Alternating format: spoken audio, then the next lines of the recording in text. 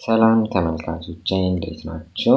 ዛሬ በዚህኛው ቱቶሪያል ደግሞ የምናየው CSS ኮሜንት ይሆናል። ኮሜንት እንግዲህ አገልግሎቱ ምንድነው?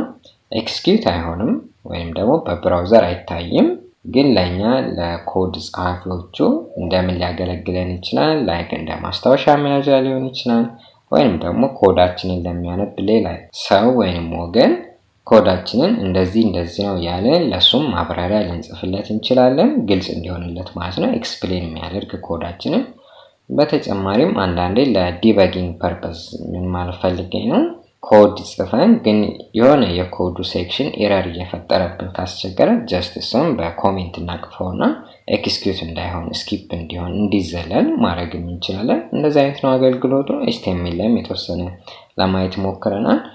CSS ላይ ኮሜንትን እንዴት መጻፍ እንደምንችል አሁን ለማየት እንሞክራለን ማለት ነው። መጀመሪያ ቴክስት ኤዲተራችንን እንከፍታለን። ዜን ሴቭ እንለዋለን። መጀመሪያ ይሄንን አንታይትልዱን ማንቤ ሴቭ ላድርገው። ይሄንን CSS ኮሜንት ብዬ HTML ልበለው። ይሄንን ሴቭ ላድርግ። እንደዚሁም ደግሞ ስታይል ሺትም ላዘጋጅ እንዳልኳችሁ ቱቶሪያሎችን በኤክስተርናል ስታይል ሺት ነው የምሰራው፣ በኢንላይንም በኢንተርናልም አይደለም። ለዛ ይሄንን ሴቭ ልበልና ስታይል ውስጥ ልግባና ለዚህ ምን ልበለው CSS ኮሜንት የሚባል .css ፋይል ላዘጋጅ። ይሄንን ሴቭ ልበል።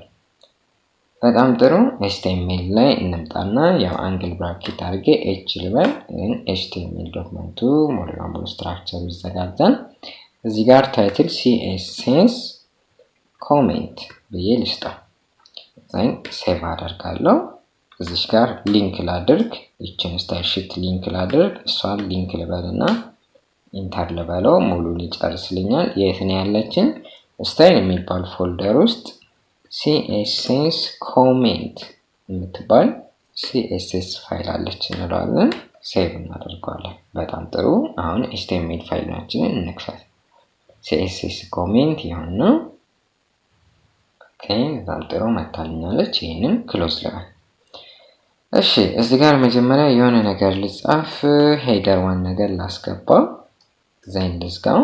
እዚህ ዶክመንት ላይ ወርድ ላይ የጻፍኳት ነገር አለች what is CSS ምናምን የምትል ከስላይዱ ላይ ያመጣዋት። ይሄንን ፔስት ልበል ኤንድ ፓራግራፍን ነገር ላስገባ። ፓራግራፍ እዚህ ጋር ያለኝን ኮፒ ብዬ ላምጣው።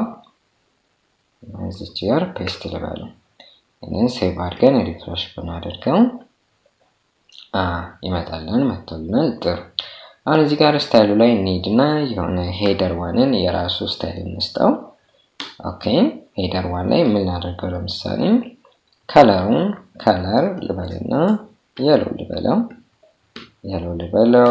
እንደዚሁም ደግሞ ቴክስት ሻዶ ነገር 2 ፒክስል ልበለውና ዛሬ ደግሞ ብሉ ልበለው።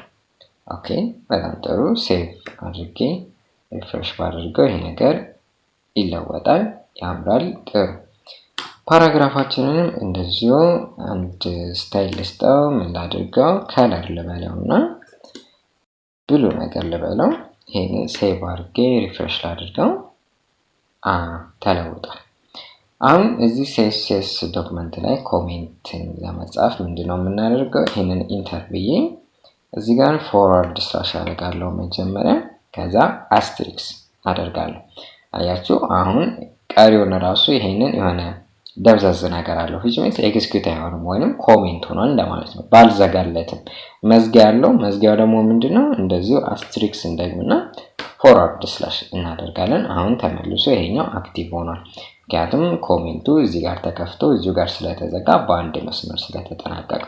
እዚህ ጋር ምን ማለት ይችላል? this is CSS ኮሜንት ማለት ይችላል።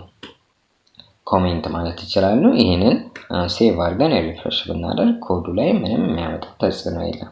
ለኛ ግን እንደ ማብራሪያ ኮዳችንን ወይም ለሌላ ሰው ኤክስፕሌን ማድረግ የምንፈልገው ካለ እንደዚህ በኮሜንት መጻፍ እንችላለን። ኢን አዲሽን የሆነ የኮዱ ሴክሽን ኤክስኪዩት እንዳይሆን የምንፈልገው ካለ በኮሜንት ማቀፍ እንችላለን። አሁን የፓራግራፉ ከለር ብሉ እንዳይሆን ከፈለኩኝ ምን አደርጋለሁ?